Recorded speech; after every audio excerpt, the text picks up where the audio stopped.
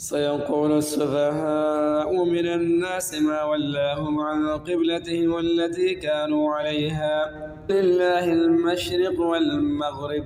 يهدي من يشاء إلى صراط مستقيم وكذلك جعلناكم أمة وسطا لتكونوا شهداء على الناس ويكون الرسول عليكم شهيدا جعلنا القبلة التي كنت عليها إلا لنعلم من يتبع الرسول ممن ينقلب على عقبيه وإن كانت لكبيرة إلا على الذين هدى الله وما كان الله ليضيع إيمانكم إن الله بالناس لرؤوف رحيم قد نرى تقلب وجهك بالسماء فلنولينك قبلة ترضاها فول وجهك شطر المسجد الحرام وحيث ما كنتم فولوا وجوهكم شطره وإن الذين أوتوا الكتاب ليعلمون أنه الحق من ربهم وما الله بغافل عما يعملون ولئن أتيت الذين أوتوا الكتاب بكل آية ما تبعوا قبلتك وما أنت بتابع قبلتهم وما بعضهم بتابع قبلة بعض ولئن اتبعت أهواءهم من بعد ما جاءك من العلم إنك إذا لمن الظالمين الذين آتيناهم الكتاب يعرفونه كما يعرفون أبناءهم وإن فريقا منهم ليكتمون الحق وهم يعلمون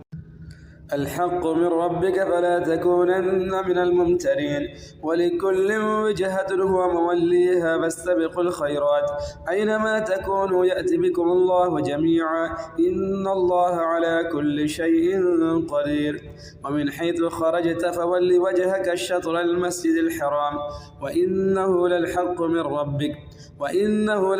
من ربك وما الله بغافل عما تعملون ومن حيث خرجت فول وجهك شطر المسجد الحرام وحيث ما كنتم فولوا وجوهكم شطره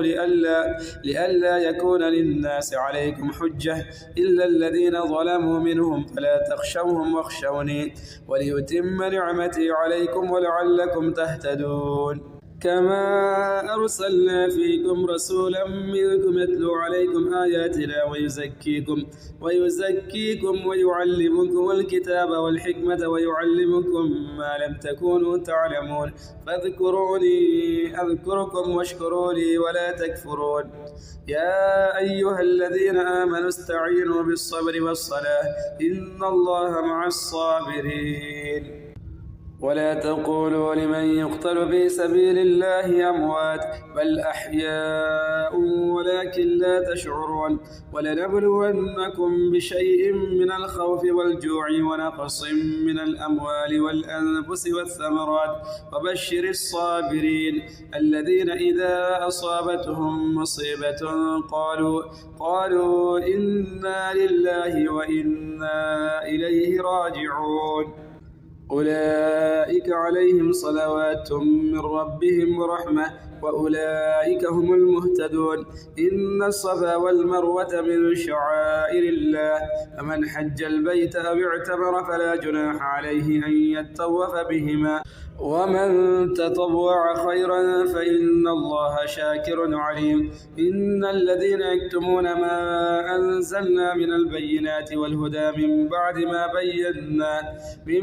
ما بيناه للناس بالكتاب أولئك يلعنهم الله ويلعنهم اللاعنون إلا الذين تابوا وأصلحوا وبينوا فأولئك أتوب عليهم وأنا التواب الرحيم إن الذين كفروا وماتوا وهم كفار أولئك عليهم لعنة الله والملائكة والناس أجمعين خالدين فيها لا يخفف عنهم العذاب ولا هم ينظرون وإلهكم إله واحد لا إله إلا هو الرحمن الرحيم إن في خلق السماوات والأرض واختلاف الليل والنهار والفلك التي تجري بالبحر بما ينفع الناس وما أنزل الله من السماء من ماء فأحيا به الأرض بعد موتها وبث فيها من كل دابة وتصريف الرياح والسحاب المسخر بين السماء والأرض لآيات لقوم يعقلون. ومن الناس من يتخذ من دون الله أندادا يحبونهم كحب الله والذين آمنوا أشد حبا لله ولو يرى الذين ظلموا إذ يرون العذاب أن القوة لله جميعا وأن الله شديد العذاب إذ تبرأ الذين اتبعوا من الذين اتبعوا ورأوا العذاب وتقطعت بهم الأسباب. وقال الذين اتبعوا لو أن لنا كرة فنتبرأ منهم كما تبرأوا منا كذلك يريهم الله أعمالهم حسرات عليهم وما هم بخارجين من النار. يا أيها الناس كلوا مما في الأرض حلالا طيبا ولا تتبعوا خطوات الشيطان إنه لكم عدو مبين. إنما يأمركم بالسوء والفحشاء وأن تقولوا على الله ما لا تعلمون. وإذا قيل لهم اتبعوا ما أنزل الله قالوا بل نتبع ما ألفينا عليه آباءنا أولو كان آباؤهم لا يعقلون شيئا ولا يهتدون. ومثل الذين كفروا كمثل الذي ينعق بما لا يسمع إلا دعاء ونداء صم بكم عمي فهم لا يعقلون. يا أيها الذين آمنوا كلوا من طيبات ما رزقناكم واشكروا لله إن كنتم إياه تعبدون. إنما حرم عليكم الميتة والدم ولحم الخنزير وما أهل به لغير الله فمن اضطر غير باغ ولا عاد فلا إثم عليه إن الله غفور رحيم. إن الذين يكتمون ما أنزل الله من الكتاب ويشترون به ثمنا قليلا أولئك ما يأكلون في بطونهم إلا النار ولا يكلمهم الله يوم القيامة ولا يزكيهم ولهم عذاب أليم. أولئك الذين اشتروا الضلالة بالهدى والعذاب بالمغفرة فما أصبرهم على النار ذلك بأن الله نزل الكتاب بالحق وإن الذين اختلفوا بالكتاب لفي شقاق بعيد. ليس البر أن تولوا وجوهكم قبل المشرق والمغرب ولكن البر من آمن بالله واليوم الآخر والملائكة والكتاب والنبيين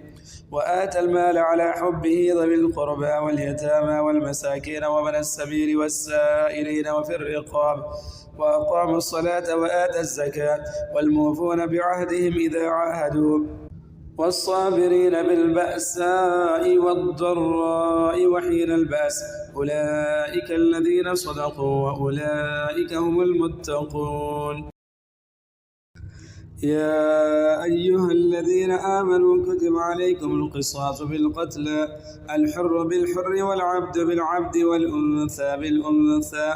فمن عفي له من أخيه شيء فاتباع بالمعروف وأداء إليه بإحسان تخفيف من ربكم ورحمة فمن اعتدى بعد ذلك فله عذاب أليم. ولكم بالقصاص حياة يا أولي الألباب لعلكم تتقون. كتب عليكم إذا حضر أحدكم الموت إن ترك خيرا الوصية للوالدين والأقربين بالمعروف حقا على المتقين فمن بدله بعدما سمعه فإنما إثمه على الذين يبدلونه إن الله سميع عليم. فمن خاف من موص جنفا أو إثما فأصلح بينهم فلا إثم عليه إن الله غفور رحيم. يا أيها الذين آمنوا كتب عليكم الصيام كما كتب على الذين من قبلكم لعلكم تتقون أياما معدودات فمن كان منكم مريضا أو على سفر فعدة من أيام أخر وعلى الذين يطيقونه فدية طعام مسكين فمن تطوع خيرا فهو خير له وأن تصوموا خير لكم إن كنتم تعلمون. شهر رمضان الذي أنزل فيه القرآن هدى للناس وبينات من الهدى والفرقان فمن شهد منكم الشهر فليصم ومن كان مريضا أو على سفر فعدة من أيام أخر يريد الله بكم اليسر ولا يريد بكم العسر ولتكملوا العدة ولتكبروا الله على ما هداكم ولعلكم تشكرون وإذا سألك عبادي عني فإني قريب أجيب دعوة الداعي إذا دعاني فليستجيبوا لي وليؤمنوا بي لعلهم يرشدون أحل لكم ليلة الصيام الرفث إلى نسائكم هن لباس لكم وأنتم لباس لهن علم الله أنكم كنتم تختانون أنفسكم فتاب عليكم وعفى عنكم فالآن باشروهن وابتغوا ما كتب الله لكم وكلوا واشربوا حتى يتبين لكم الخيط الأبيض من الخيط الأسود من الفجر ثم أتموا الصيام إلى الليل ولا تباشروهن وأنتم عاكفون بالمساجد تلك حدود الله فلا تقربوها كذلك يبين الله آياته للناس لعلهم يتقون ولا تأكلوا أموالكم بينكم بالباطل وتدلوا بها إلى الحكام لتأكلوا فريقا من أموال الناس بالإثم وأنتم تعلمون يسألونك عن الأهلة قل هي مواقيت للناس والحج وليس البر بأن تأتوا البيوت من ظهورها ولكن البر من اتقى وأتوا البيوت من أبوابها واتقوا الله لعلكم تفلحون وقاتلوا في سبيل الله الذين يقاتلونكم ولا تعتدوا إن الله لا يحب المعتدين وقتلوهم حيث ثقفتموهم وأخرجوهم من حيث أخرجوكم والفتنة أشد من القتل ولا تقاتلوهم عند المسجد الحرام حتى يقاتلوكم فيه فإن قاتلوكم فاقتلوهم كذلك جزاء الكافرين فإن انتهوا فإن الله غفور رحيم وقاتلوهم حتى لا تكون فتنة ويكون الدين لله فإن انتهوا فلا عدوان إلا على الظالمين الشهر الحرام بالشهر الحرام والحرمات قصاص فمن اعتدى عليكم فاعتدوا عليه بمثل ما اعتدى عليكم واتقوا الله واعلموا أن الله مع المتقين وأنفقوا في سبيل الله ولا تلقوا بأيديكم إلى التهلكة وأحسنوا إن الله يحب المحسنين وأتموا الحج والعمرة لله فإن أحصرتم فما استيسر من الهدي ولا تحلقوا رؤوسكم حتى يبلغ الهدي محله فمن كان منكم مريضا أو به أذى من رأسه ففدية من صيام أو صدقة أو نسك فإذا أمنتم فمن تمتع بالعمرة إلى الحج فما استيسر من الهدي فمن لم يجد فصيام 3 أيام في الحج و7 إذا رجعتم تلك 10 كاملة ذلك لمن لم يكن أهله حاضر المسجد الحرام واتقوا الله واعلموا أن الله شديد العقاب الحج أشهر معلومات فمن فرض فيهن الحج فلا رفث ولا فسوق ولا جدال بالحج وما تفعلوا من خير يعلمه الله وتزودوا فإن خير الزاد التقوى واتقون يا أولي الألباب ليس عليكم جناح أن تبتغوا فضلا من ربكم فإذا أفضتم من عرفات فاذكروا الله عند المشعر الحرام واذكروه كما هداكم وإن كنتم من قبله لمن الضالين ثم أفيضوا من حيث أفاض الناس واستغفروا الله إن الله غفور رحيم فإذا قضيتم مناسككم فاذكروا الله كذكركم آباءكم أو أشد ذكرا فمن الناس من يقول ربنا آتنا في الدنيا وما له في الآخرة من خلاق ومنهم من يقول ربنا آتنا في الدنيا حسنة وفي الآخرة حسنة وقنا عذاب النار أولئك لهم نصيب مما كسبوا والله سريع الحساب. واذكروا الله في أيام معدودات، فمن تعجل في يومين فلا إثم عليه، ومن تأخر فلا إثم عليه لمن اتقى. واتقوا الله واعلموا أنكم إليه تحشرون. ومن الناس من يعجبك قوله بالحياة الدنيا ويشهد الله على ما في قلبه وهو ألد الخصام، وإذا تولى سعى في الأرض ليفسد فيها ويهلك الحرث والنسل، والله لا يحب الفساد. وإذا قيل له اتق الله أخذته العزة بالإثم فحسبه جهنم ولبئس المهاد. ومن الناس من يشري نفسه ابتغاء مرضات الله والله رؤوف بالعباد. يا أيها الذين آمنوا ادخلوا بالسلم كافة ولا تتبعوا خطوات الشيطان إنه لكم عدو مبين. فإن زللتم من بعد ما جاءتكم البينات فاعلموا أن الله عزيز حكيم. هل ينظرون إلا أن يأتيهم الله في ظلل من الغمام والملائكة وقضي الأمر وإلى الله ترجع الأمور. سل بني إسرائيل كم آتيناهم من آية بينة ومن يبدل نعمة الله من بعد ما جاءته فإن الله شديد العقاب. زين للذين كفروا الحياة الدنيا ويسخرون من الذين آمنوا والذين اتقوا فوقهم يوم القيامة والله يرزق من يشاء بغير حساب. كان الناس أمة واحدة فبعث الله النبيين مبشرين ومنذرين وأنزل معهم الكتاب بالحق ليحكم بين الناس فيما اختلفوا فيه وما اختلف فيه إلا الذين أوتوه من بعد ما جاءتهم البينات بغيا بينهم فهدى الله الذين آمنوا لما اختلفوا فيه من الحق بإذنه والله يهدي من يشاء إلى صراط مستقيم.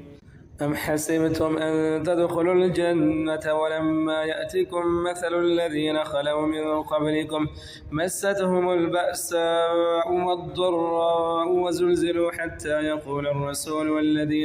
والذين آمنوا معه متى نصر الله ألا إن نصر الله قريب. يسألونك ماذا ينفقون قل ما أنفقتم من خير فللوالدين والأقربين واليتامى والمساكين وابن السبيل وما تفعلوا من خير فإن الله به عليم. كتب عليكم القتال وهو كره لكم وعسى أن تكرهوا شيئا وهو خير لكم وعسى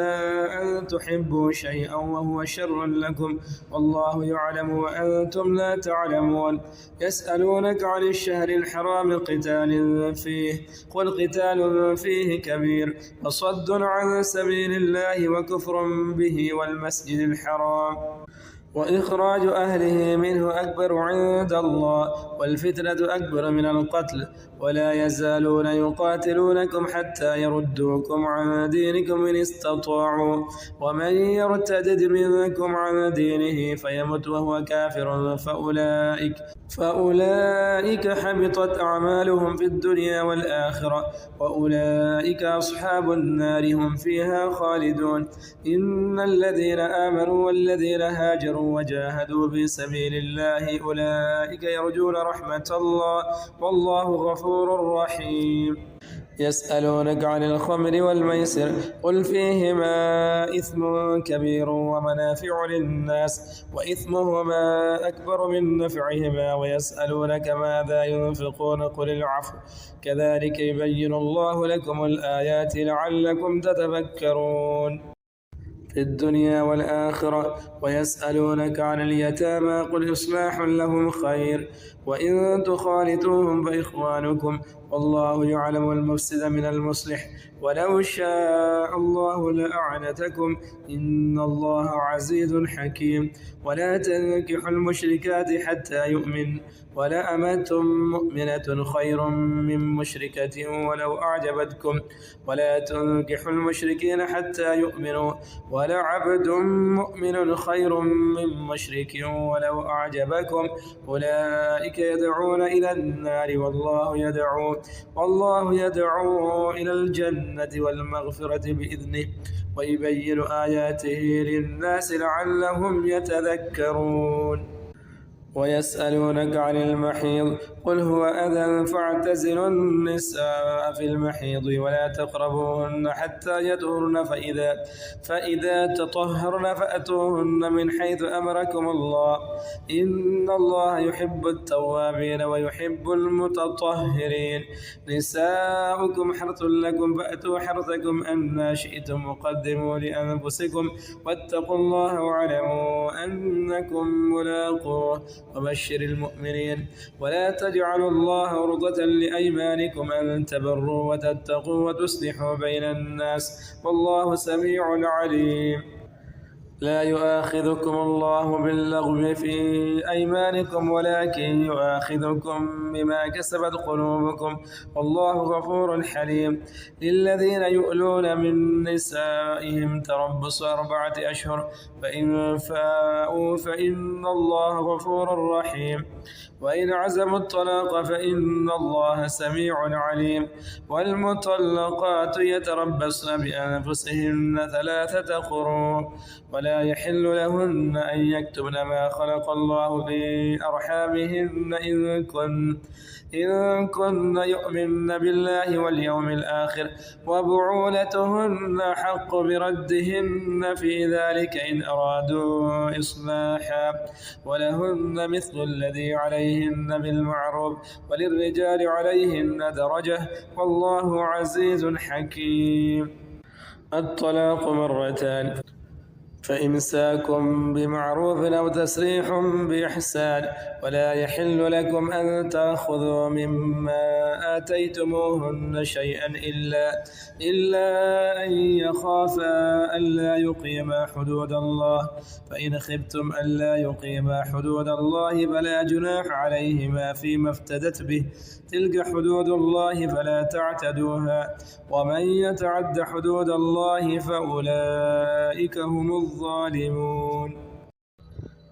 فإن طلقها فلا تحل له من بعد حتى تنكح زوجا غيره فإن طلقها فلا جناح عليهما أن يتراجعا